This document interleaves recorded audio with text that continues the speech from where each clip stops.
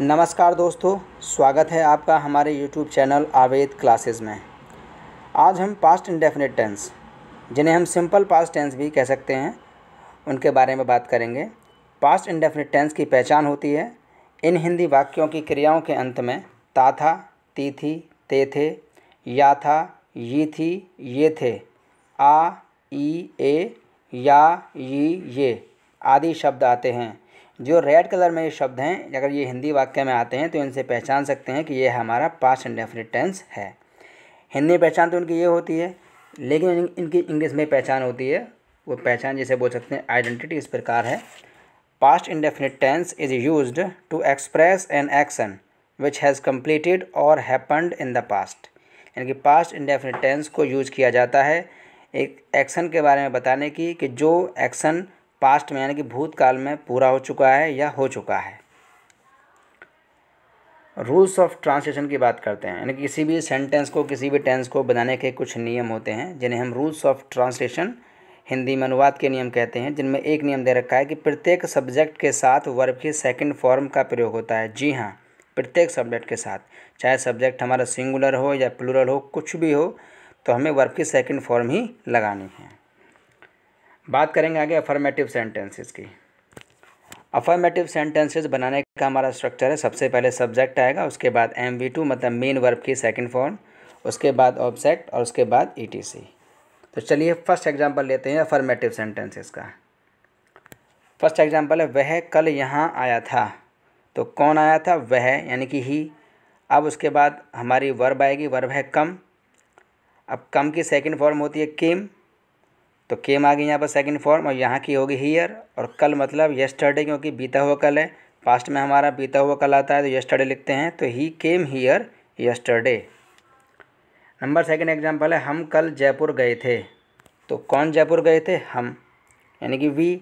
और जाने की होती है गो, तो गो की सेकंड फॉर्म होती है वेंट। और कहाँ गए थे? जयपुर, यानी कि टू जयपुर। और कल के लिए यस्टरडे, तो वी सब्जेक्ट हो गया, वर्ब आ गई सेकंड फॉर्म वेंट, और कहाँ गए थे? जयपुर, टू जयपुर और यस्टरडे। तो we went to Jaipur yesterday.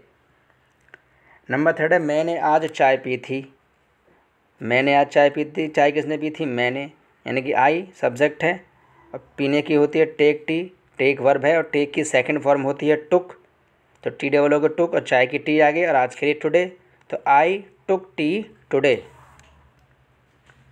Number fourth है हमने कल एक कार खरीदी। तो कार किसने खरीदी? हमने, यानी कि वी। खरीदने की होती है बाई, जो कि वर्ब है, लेकिन सेकंड फॉर्म होती है बॉट, BOUGHT बॉट। इसकी थर्ड फॉर्म भी बॉट ही रहती है। क्या खरीदी? एक कार, यानी कि एक कार, और कल मतलब yesterday. We bought a car yesterday. आगे बात करते हैं हम इम्पोर्टेंट पॉइंट। जैसा कि हमने बताया था आपको कि हमारे हर किसी वीडियो में आपको इम्पोर्टेंट पॉइंट मिलेगा, तो यहाँ भी हमारा एक इम्पोर्टेंट पॉइंट है। तो देखिए इम्पोर्टेंट पॉइंट क्या है, उसके बारे में बात करते हैं। दे रखा यदि हिंदी वाक्य के बीच में, तो, अवश्य, जरूर, आए तो, यानी कि हिंदी वाक्य के बीच में तो आए या अवश्य आए या जरूर आए, तो वर्ब की फर्स्ट फॉर्म के साथ डिड का प्रयोग होता है। वर्ब की फर्स्ट फॉर्म के साथ डिड का प्रयोग होता है। और देखो इसको बनाने का हमारा स्ट्रक्चर है, सबसे पहले आएगा सब्जेक्ट, उसके बाद डिड, उसके बाद V1 मतलब वर्ब की फर्स्ट फॉर्म, फिर ऑब्जेक्ट, और उसके बाद ETC। तो चलिए फर्स्ट एग्जांपल लेते हैं अपनी इंपॉर्टेंट पॉइंट का। मैंने तो उसकी सहायता की। तो देखो हिंदी वाक्य में क्या आ रहा? तो। मैंने तो उसकी सहायता की, तो किसने की? मैंने, सब्जेक्ट हुआ आई के बाद दे रखा है डिड आएगा, जैसे हमारा स्ट्रक्चर में डिड आ गया। और सहायता करने की क्या होती है? हेल्प, फर्स्ट फॉर्म आ गई हेल्प, और उसकी मतलब हिम या हर, अकॉर्डिंग टू सिचुएशन। अगर हम फीमेल सिंगुलर की बात कर रहे हैं तो हर आएगा, अगर मेल सिंगुलर की बात कर रहे हैं तो हिम आएगा। जिस कंडीशन में आप बात कर रहे हैं उसके अकॉर्डिंग हिम और हर में से कोई एक ले लेंगे। तो आई डिड हेल्प हिम, या फिर I did help her. Number second example है वह अवश्य खेला। तो देखिए अवश्य आ रही है, तो कौन खेला? वह, सब्जेक्ट आ गया वह। अब उसके बाद डिड आएगा, क्योंकि हमारा दे रखा है सेक्शन में डिड आएगा सब्जेक्ट के बाद, और खेलने की है प्ले, तो he did play. Number third है हम दिल्ली गए तो थे। देखिए यहाँ पर तो आ रहा है हिंदी वाक्य में, तो कौन गए थे? हम, सब्जेक्ट हो गया वी, उसके बाद आएगा डिड, जैसा दे रखा है हमारे स्ट्रक्चर में, और जाने की होती है गो, फर्स्ट फॉर्म आएगी। और कहाँ गए थे? दिल्ली, यानी कि to Delhi. We did go to Delhi. Number 4 है वह यहाँ आई तो थी। अब देखो यहाँ पर तो आ रही है हिंदी वाक्य में, तो कौन आई थी? वह, यानी कि फीमेल है, सिंगुलर है तो शी आ गया।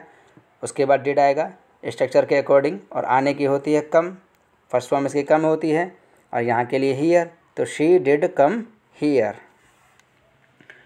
आगे बात करेंगे नेगेटिव सेंटेंसेस की।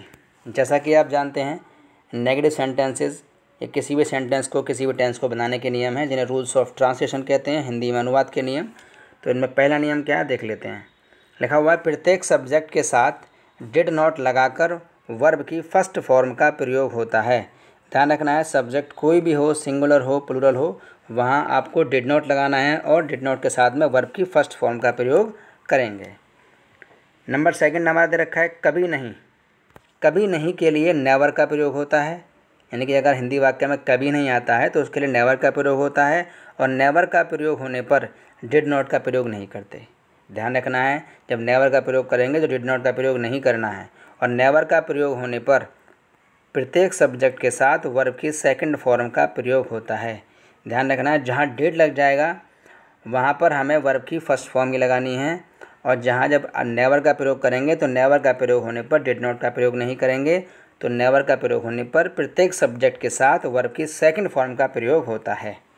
तो देखिए इसका फर्स्ट स्ट्रक्चर देखते हैं।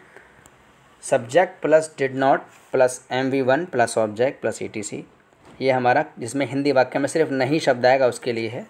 और जब कभी नहीं आएगा तो उसका स्ट्रक्चर अलग है, subject plus never plus MV2 मतलब मेन वर्ब की second form plus object plus ETC। तो देखिए 2 स्ट्रक्चर हैं, एक हमारा हिंदी वाक्य में नहीं शब्द आएगा उसके लिए फर्स्ट स्ट्रक्चर है, और जिसमें हिंदी वाक्य में कभी नहीं आएगा उसके लिए सेकंड स्ट्रक्चर है। तो चलिए फर्स्ट एग्जांपल ले लेते हैं नेगेटिव सेंटेंसेस का। मैंने आज अखबार नहीं पढ़ा था। तो अखबार किसने नहीं पढ़ा था? मैंने, यानी कि आई। अब आई हमारा सब्जेक्ट हो गया, डिड नॉट आएगा जैसा दे रखा है हमारे स्ट्रक्चर में, और पढ़ने की क्या होती है? रीड। और क्या पढ़ रहा है वो? अखबार, यानी कि न्यूज़पेपर, और आज के लिए टुडे। तो I did not read newspaper today. I did not read newspaper today. Number 2 है उन्होंने आज हमें अंग्रेजी नहीं पढ़ाई। तो किसने नहीं पढ़ाई? उन्होंने, यानी कि दे। अब सब्जेक्ट हो गया दे, उसके बाद आएगा डिड नॉट जैसा हमारा दे रखा है स्ट्रक्चर में, दे डिड नॉट। और पढ़ाने की होती है टीच। अब किसको नहीं पढ़ाई? हमें, यानी कि अस, यानी कि अस हमारा ऑब्जेक्ट है।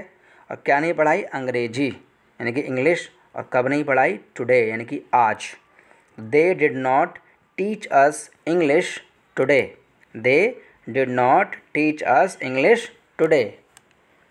नंबर 3 एग्जाम्पल है मैंने कभी झूठ नहीं बोला।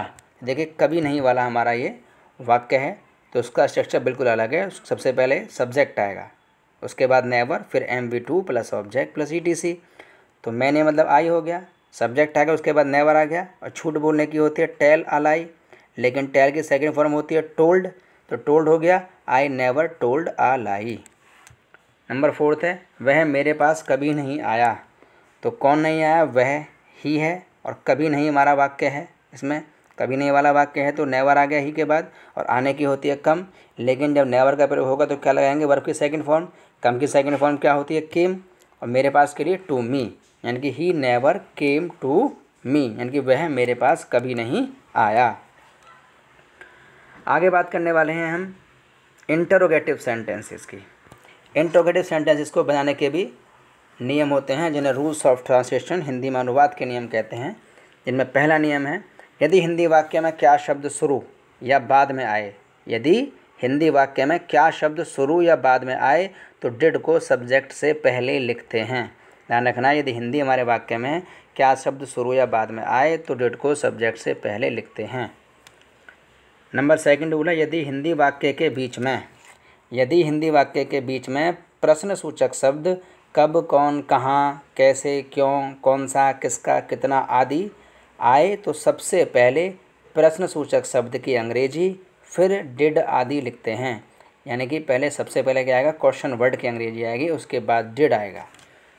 नंबर 3 रूल और 4th रूल हमने बताया रखा है आपको, बिल्कुल सेम रहते हैं किसी भी टेंस में, किसी भी सेंटेंस में। तो लिखा हुआ है इंटरोगेटिव सेंटेंस नेगेटिव हो तो सब्जेक्ट के बाद नॉट का प्रयोग होता है। इंटरोगेटिव सेंटेंस में अगर नहीं शब्द आता है हिंदी वाक्य में तो सब्जेक्ट के बाद नॉट का प्रयोग होगा। नंबर 4 है इंटरोगेटिव सेंटेंसेस के अंत में प्रश्नसूचक चिन्ह, जिसे इंटरोगेशन मार्क या क्वेश्चन मार्क कह सकते हैं, जो ब्रैकेट में हमने सिंबल दे रखा है इसका, का प्रयोग होता है। चाहे इंटरोगेटिव हमारा कोई सा भी है, यस और नो टाइप क्वेश्चन है या WH टाइप क्वेश्चन है।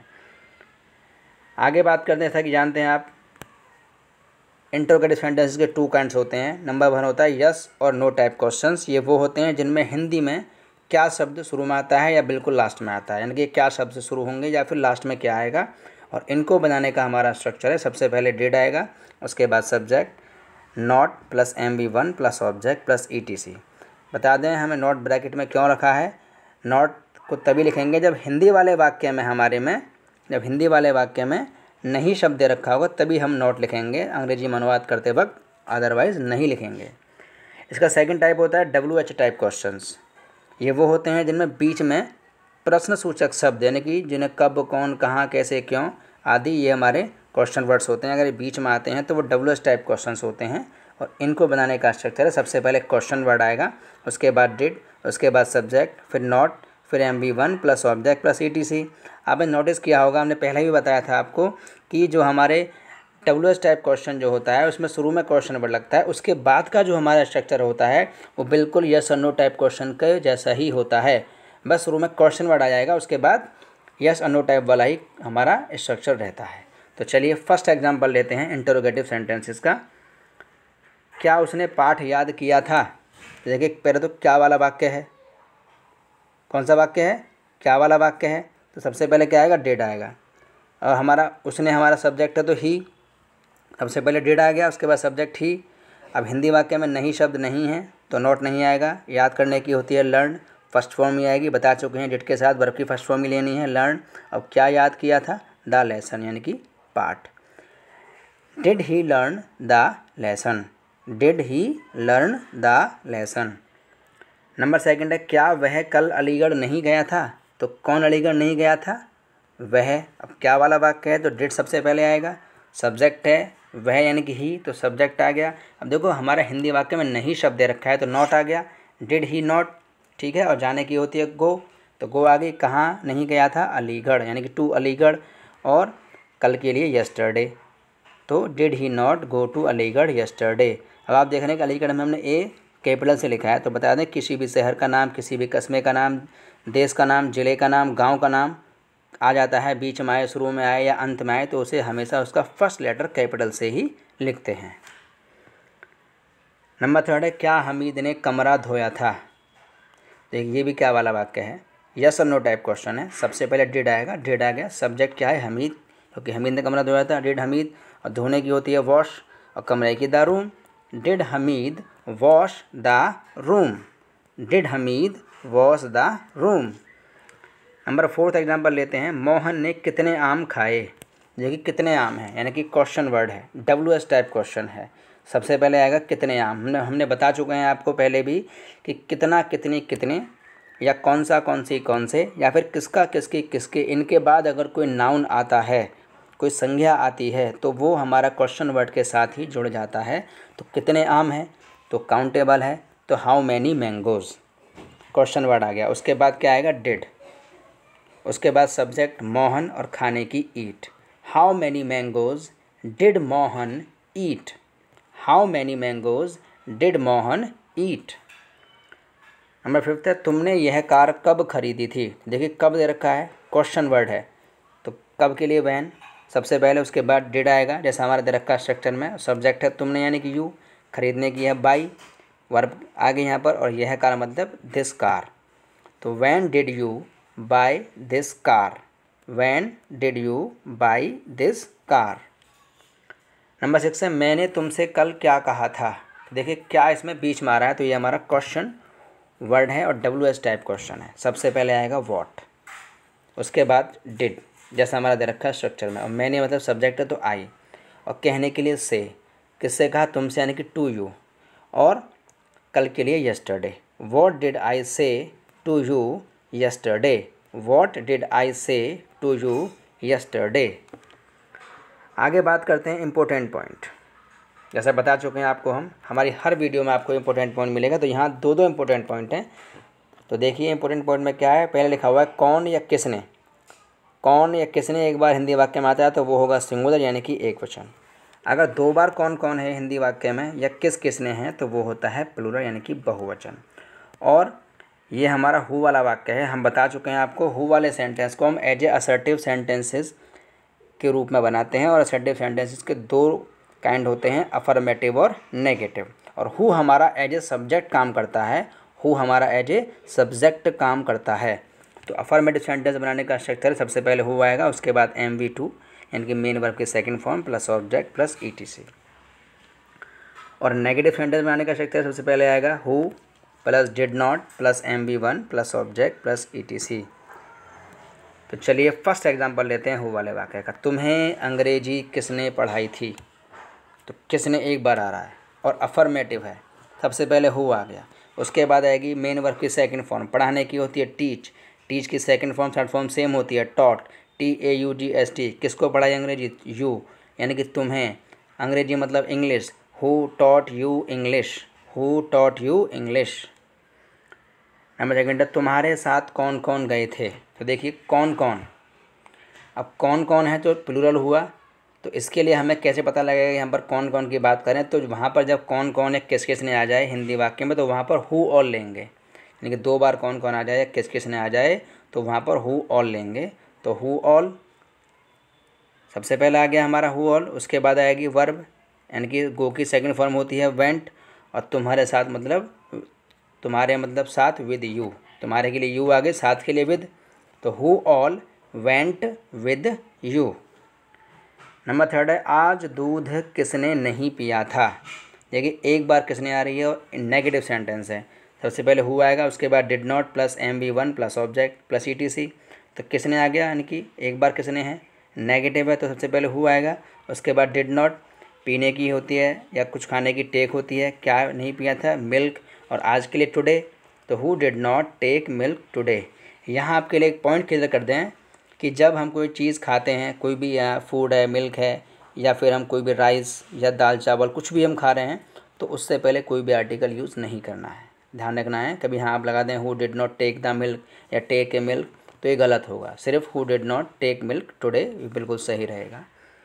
नंबर फोर्थ एग्जाम्पल है कल किस किसने शोर मचाया था। तो देखिए किस किसने है, दो बार है, प्लूरल है, तो अफर्मेटिव में सबसे पहले हु आ गया, यानी कि हु ऑल, किस किसने के लिए हु ऑल लेंगे। अब शोर मचाने की होती है मेक अ नॉइज़, लेकिन मेक की सेकंड फॉर्म होती है मेड और थर्ड फॉर्म भी मेड होती है, तो who all made a noise, और कल के लिए यस्टरडे, तो who all made a noise yesterday. दोस्तों उम्मीद करते हैं कि ये वीडियो लेक्चर आपको पसंद आया होगा। अगर पसंद आया है तो इसको लाइक करें और जितना हो सके ज़्यादा से ज़्यादा शेयर करें। और अब मुलाकात होगी आपसे नेक्स्ट वीडियो में, तब तक के लिए आप अपना और अपने परिवार का ख्याल रखें, अपने आसपास सफाई रखें। और हमारी वीडियो देखने के लिए आपका धन्यवाद और अपना कीमती समय देने के लिए भी धन्यवाद।